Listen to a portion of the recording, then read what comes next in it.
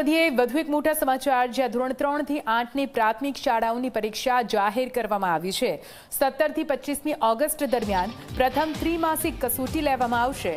22 થી 30મી ઓક્ટોબર દરમિયાન પ્રથમ સત્રાંત કસોટી લેવાશે।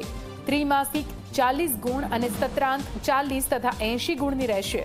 સરકારી, ગ્રાન્ટેડ અને ખાનગી શાળાઓમાં સમાન સમયપત્રક આપવામાં આવશે। કસોટી આયોજન અંગે ડીઈઓને જરૂરી કાર્યવાહી કરવા માટે સૂચન પણ આપી દેવામાં આવ્યું છે। ફરીથી અમારા સંવાદદાતા હિતલ પાસે જઈશું। હિતલ, ધોરણ 3 થી 8ના પ્રાથમિક શાળાઓની પરીક્ષાઓ જાહેર કરવામાં આવી છે। આ વખતે થોડું અલગ આયોજન લાગી રહ્યું છે। કઈ રીતે પૂરું આયોજન, શું વ્યવસ્થા?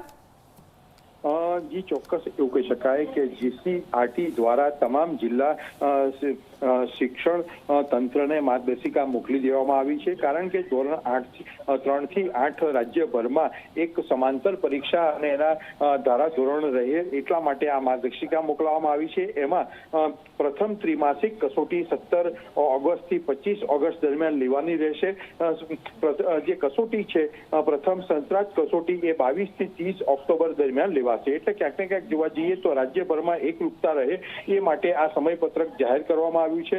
ત્રિમાસિક કસોટી જે છે એ 40 ગુણની અને સત્રાંત કસોટી જે છે એ ધોરણ મુજબ 40 થી 80 ગુણની રહેશે। સરકારી, ગ્રાન્ટેડ અને સ્વનિર્ભર પ્રાથમિક શાળાઓમાં આ પ્રકારનો કાર્યક્રમનું અમલવાડી કરવાની રહેશે। આ અંગેનું વિગતવાર જાહેર કહી શકાય કાર્યક્રમ છે એ તમામ સ્કૂલોને મોકલી આપવામાં આવ્યો છે। જી બિલકુલ, આભાર પૂરી માહિતી માટે।